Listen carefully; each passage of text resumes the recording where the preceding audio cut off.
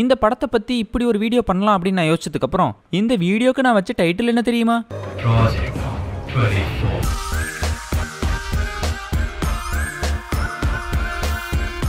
சூர்யாவோட ஃபேன்ஸ் கிட்ட போயிட்டு சூர்யாவோட கெரியர் பெஸ்ட் படமா நீங்க எதை சொல்லுவீங்க அப்படின்னு கேட்டோமா, சில பேர் அயன்பாங்க, சில பேர் ஏழாம் அறிவும்பாங்க, சில பேர் சிங்கம்பாங்க, சில பேர் கங்குவான்னு கூட சொல்லுவாங்க. கங்குவா கெரியர் பெஸ்ட் படமா?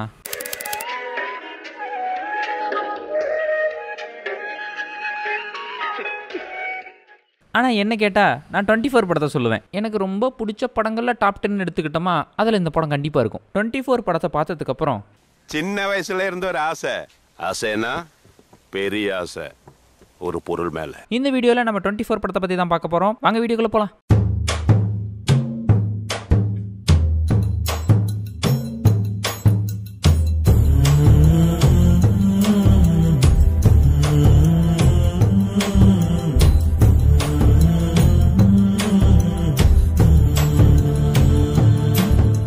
இந்த படத்தில் ஒரு நல்ல மேட்ரு சொல்லுவாங்க, கழுகு வச்சின்னு. பா, கழுகு வச்சின்னு மேட்ரா? கழுகு வச்சின்னு எப்படிப்பா மேட்ரு? இது அந்த மேட்ரு கிடையாது. நம்ம விக்ரம் குமார் எதுக்காக இந்த கழுகை சூஸ் பண்ணாருன்னு எனக்கு இன்னும் தெரியல. ஆனால் இந்த கழுகு வச்சு தான் கதையை நகர்ற மாதிரி காட்டியிருப்பாரு. அந்த கழுகு இந்த படத்தில் 3 விஷயம் பண்ணும். படத்தோட ஆரம்பத்திலேயே ஒரு ஒயரை தட்டி விட்டுரும். கிளைமேக்ஸ் போர்ஷன் வரப்ப ஆத்திரியம் லேபில் இருக்கிற கரண்ட்டை பிடுங்கி விட சொல்லிடுவான். அப்போ இந்த ஒயரில் மட்டும்தான் கரண்ட் இருக்கும். அந்த கரண்ட்டை வச்சு தான் சேதுராமன் தப்பிப்பார். அடுத்ததாக இறகு பிச்சு கெமிக்கலில் போடும். அந்த இறகு போய் விழுந்ததும் கெமிக்கல் ரியாக்ஷன் நடந்து சிகப்பு கலரில் இருந்த கெமிக்கல் பச்சை கலரில் மாறிடும். நம்ம எல்லாருக்குமே தெரியும் சிகப்பு அப்படின்னாலே டேஞ்சர் அப்படின்னு. ப்ரெசென்ட்ல சேதுராமனோட லேபில் சேதுராமனோட அந்த கிரியேஷனை ரீக்ரியேட் பண்ண ட்ரை பண்ணிட்டு இருப்பாரு ஆத்திரியம். அந்த சமயத்தில் ரெட் கலரில் இருக்கிற அந்த லிக்விடை போட்டப்ப வெடிச்சு போயிடும். தேங்க்ஸ்.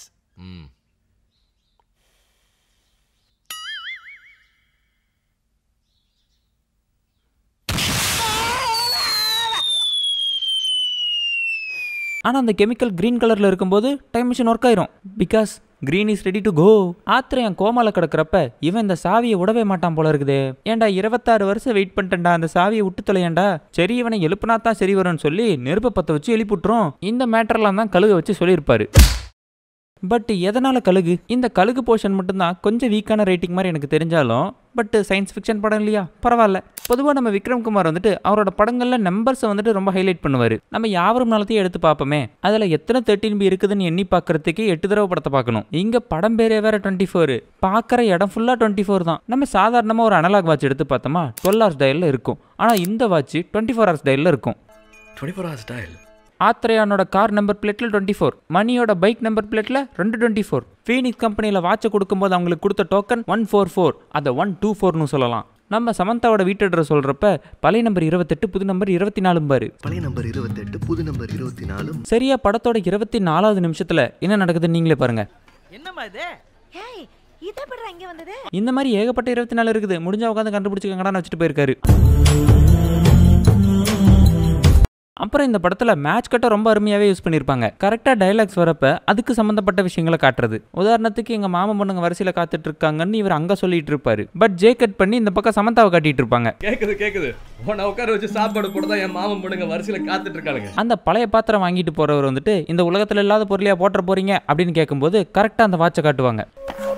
ஆமா, நீங்க என்ன உலகத்துல இல்லாத போட போறீங்க, இருக்கிற ஓட்ட ஓடத்துல போட போறீங்க. ஏன்னா அந்த பொருள் தான் உலகத்திலேயே இல்லையே. நம்ம சேதுராமன் வந்துட்டு பிரியா கிட்ட நான் செஞ்சிட்டு இருக்கிற இந்த எக்ஸ்பெரிமெண்ட் சக்சஸ் ஆகிறதுக்கு 99% சான்ஸே இல்லைன்னு சொல்லுவாரு. 99% வாய்ப்பே இல்லை. அந்த சமயத்தில் இந்த கழுகை கட்டுவாங்க. இந்த கழுகால தான் டைம் டிராவல் பாசிபிள் ஆனிச்சு. அந்த 1% சொல்றப்பெல்லாம் கெமிக்கல் ரியாக்ஷன் நடந்துட்டு இருக்கும். சத்யபாமா அம்மா ஜோசிகாரன்ட்ட போனப்ப உங்க பையனுக்கு இனிமே நல்ல நேரம் வந்துருச்சுன்னு சொல்லுவாரு. கரெக்டா ஆத்திரன் கையில இருந்த சாவி அந்த இடத்துக்கு வந்து சேரும்.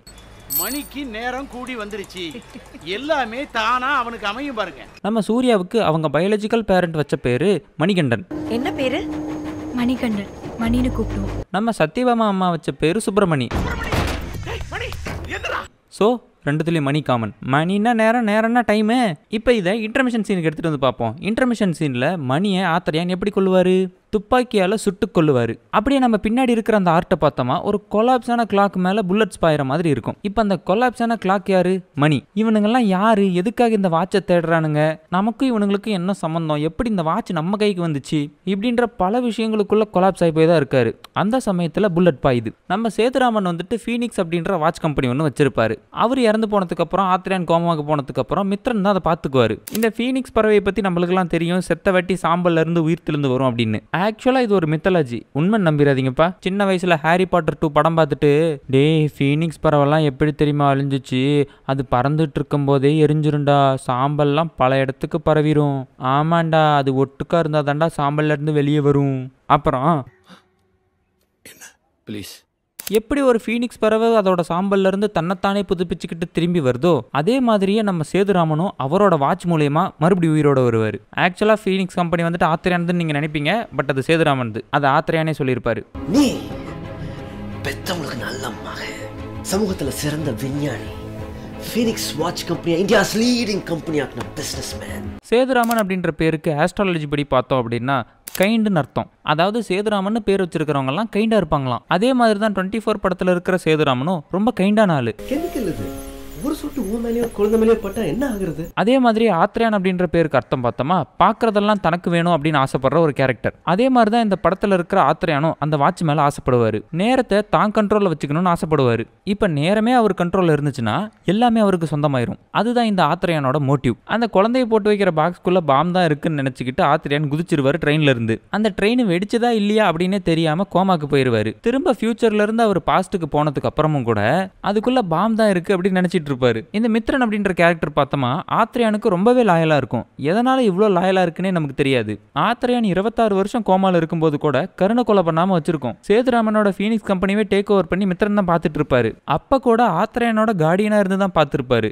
ஆத்ரேயானை போட்டு தள்ளிட்டு அந்த கம்பெனியை நம்ம டேக் ஓவர் பண்ணிக்கலாம் அப்படின்ற எண்ணமே வந்திருக்காது. கிளைமேக்ஸ்ல ஆத்ரேயானுக்காக உயிரவே விட்டுருவாரு மித்ரன். அந்த அளவுக்கு ரொம்ப லாயலான கேரக்டர் தான் இந்த மித்ரன் கேரக்டர். இன்னொரு முக்கியமான விஷயம் நான் இந்த படத்தில் நோட் பண்ணது என்னன்னா, இந்த வாட்ச் ஆக்டிவேட் ஆன டைமுக்கு பின்னாடி இருக்கிற டைமுக்கு அந்த கேரக்டர்ஸால போகவே முடியாது. ஃபர்ஸ்ட் டைம் மணி வந்துட்டு வாட்ச் ஆக்டிவேட் பண்றப்ப அந்த வாட்சால வருஷத்தை கடந்து போக முடியாது, வெறும் நேரத்தை மட்டும் தான் கடக்க முடியும். திரும்ப திரும்ப 3 தடவை அந்த வாட்ச் ஆக்டிவேட் ஆன டைமுக்கு தான் சூர்யா போவாரு. அந்த வாட்ச்ல அவர் அந்த டயலை ஃபிக்ஸ் பண்ணதுக்கு அப்புறமும் கூட ஃபர்ஸ்ட் டைம் அந்த வாட்ச் எந்த இடத்துல ஆக்டிவேட் ஆனிச்சோ அங்கதான் போவாரு. அப்படி போறப்ப அந்த வாட்ச் ஆக்டிவேட் ஆன இடத்துல இருக்காது. சோ இந்த படத்துல வந்துட்டு இந்த வாட்ச் வந்துட்டு ஒண்ணுதான். அந்த வாட்ச் வந்துட்டு ஆக்டிவேட் ஆனதுனால நம்ம கையில டைம் கண்ட்ரோல் கிடைச்சிருக்கு. அந்த வாட்ச் ஆக்டிவேட் ஆகிறதுக்கு முன்னாடி போனோமா நம்மளால போக முடியாது, அது டிசப்பியர். அந்த இடத்துல அப்படி ஒரு வாட்சே இல்லைன்றப்ப எப்படி நம்மளால அங்க டிராவல் பண்ண முடியும்? சேதுராமன் வந்துட்டு இந்த இடத்துல ஒரு டைலாக் சொல்லுவார், நோட் பண்ணுங்க.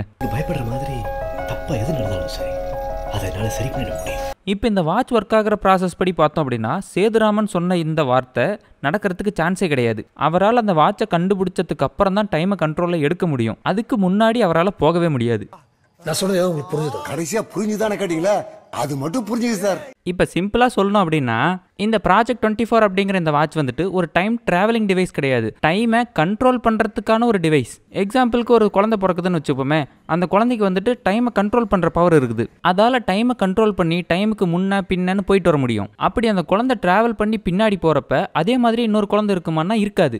அதுபடி பார்த்தோம் அப்படின்னா அந்த குழந்தை பிறக்காத முன்னாடி அதால் எப்படி டைம் டிராவல் பண்ணி போக முடியும்? அப்படி போணுச்சு அப்படின்னா அந்த குழந்தை டிசப்பியர் ஆயிரும். இப்போ உங்களுக்கு புரிஞ்சிருக்கும்னு நம்புறேன். அந்த வாட்சை செஞ்சிட்டு இருக்கிறப்ப சேதுராமன் இந்த டைலாக் சொல்லுவாரு. அவர் சொன்ன மாதிரியே அந்த வாட்சை சேதுராமனோட புள்ள மணி மட்டும் தான் யூஸ் பண்ணுவார். கிளைமேக்ஸ்ல மட்டும்தான் சேதுராமன் யூஸ் பண்ணுவார். இந்த படமே வந்துட்டு ஒரு குட்டி டைம் பீரியட்குள்ள நடக்கிற மாதிரி காட்டியிருப்பாங்க. அது ஒரு நல்ல சாய்ஸ். ஒரு டைம் டிராவல் படம் அப்படின்னு எடுத்துக்கிட்டு நம்ம 2 மாசம் 3 மாசம்னு வச்சு எடுத்தோம்னா நமக்கு லாஜிக்கல் மிஸ்டேக் வரதுக்கு அதிகப்படியான வாய்ப்பு இருக்கு. அதையும் தாண்டி அந்த வாட்சை பத்தி எக்ஸ்ப்ளோர் பண்றதுக்கான டைம் கம்மியாகிறதுக்கும் வாய்ப்பு இருக்கு. இவர் கையில இந்த வாட்ச் கிடைக்கிறது 12ஆம் தேதி 8வது மாசம். இவர் இந்த வாட்சை வச்சு 2 நாள் ஜாலியா விளையாண்டுட்டு இருந்திருப்பாரு. 15ஆம் தேதி சாயங்காலம் இவரை போட்டு தள்ளிடுவாங்க. காரணம் வாட்சோட பேட்டரி டெட் ஆயிரும். ஏதனால? வாட்சோட அதிகப்படியான யூஸ் கேஸ்னால. சமந்தாவை கரெக்ட் பண்றதுக்கே பாதி பேட்டரி வேஸ்ட் பண்ணிட்டியடா. அதுக்கப்புறம் 15ஆம் தேதி காலையிலலாம் சத்யபாமாவோட புள்ள இல்லை அப்படிங்கிற உண்மை தெரிஞ்சிடும். நம்ம மணி பாஸ்ட்டுக்கு டிராவல் பண்ணி போற டேட்டு பார்த்தோமா 23ஆம் தேதி. ஸோ இந்த படமே ஒரு 11 நாளைக்குள்ள தான் நடக்குது. பிரியா வந்துட்டு ஸ்டார்டிங்லேயே ஒரு ஆசிடை தட்டி விட்டுருப்பாங்க. அந்த ஆசிட் வந்துட்டு 2 தடவை சேதுராமனை காப்பாற்றும். மொதல் டைம் ஆசிட் லீக் ஆகி கேஸ் வெடிச்சு காப்பாற்றும். அந்த இடத்துல கேஸ் வெடிச்சிரும் அப்படின்னு சொல்லி ஆத்ரேயானுக்கு தெரியும். அதனால அவர் என்ன பண்றாருன்னு பாருங்க. எங்க இருக்க? அந்த இடத்துல ஆத்ரேயனே தான் அந்த ஷார்ப்பா இருக்கிற ஆப்ஜெக்டை தள்ளி வச்சுட்டு போறாரு. அதுக்கப்புறம் அந்த ஆசிட்னால கட்டை உடஞ்சி கீழே விழுறப்ப மித்ரனை கூப்பிட்டு காப்பாற்ற சொல்லுவாரு. மித்ரன் இந்த மாதிரி வந்து காப்பாத்துவாருன்னு பார்த்தா இந்த மாதிரி காப்பாற்றி இறந்துருவாரு. ஸோ மித்ரனோட சாவுக்கு காரணமாக இருக்கிறதே ஆத்ரேயன் தான். கடைசியாக அந்த வாட்சை வந்துட்டு தூக்கி போடுற மாதிரி காட்டியிருப்பாங்க. எதுக்காக இந்த வாட்சை இவ்வளோ கஷ்டப்பட்டு காப்பாற்றி தூக்கி போடணும்? இது ஒரு முட்டாள்தனமான டிசிஷன் மாதிரி நமக்கு தெரியலாம். இந்த இடத்துல தான் நம்ம படத்துக்குள்ளே இருக்கிற கேரக்டராக யோசிக்காம படத்துக்கு வெளியே இருந்து நம்ம யோசிக்கணும். டைம் டிராவல் ஃபேண்டசி முடிஞ்சிருச்சு, இதுக்கப்புறம் இவங்களோட லைஃப் நார்மலாக லீட் ஆகும். இதுக்கப்புறம் அந்த வாட்சை வச்சு சேதுராமன் என்ன பண்ணா அப்படிங்கிறத நம்ம யோசிக்க தேவையில்லை. அந்த வாட்ச் அப்படியே வேற யார் கைக்காவது போனால் கூட அந்த வாட்ச் அவங்களால 2 நாளைக்கு தான் யூஸ் பண்ண முடியும். அதுக்கப்புறம் பேட்டரி டவுன் ஆயிரும், அவங்களுக்கு எப்படி சார்ஜ் பண்ணுறதுன்னு தெரியாது. ஃபேண்டசி முடிஞ்சது, அவ்வளோதான். இதுக்கப்புறம் நீங்கள் வீட்டுக்கு கிளம்புங்க அப்படிங்கிறத அந்த சீன் வந்துட்டு மென்ஷன் பண்ணுது. இப்போ என் வீடியோவில் இன்ட்ரோவில் ஒரு மியூசிக் பிளே ஆனிச்சுல, அந்த மியூசிக் இப்போ பிளே ஆனால் அது என்ன மென்ஷன் பண்ணும்? வீடியோ முடிஞ்சதுன்னு மென்ஷன் பண்ணும். ஆமாம், முடிஞ்சது.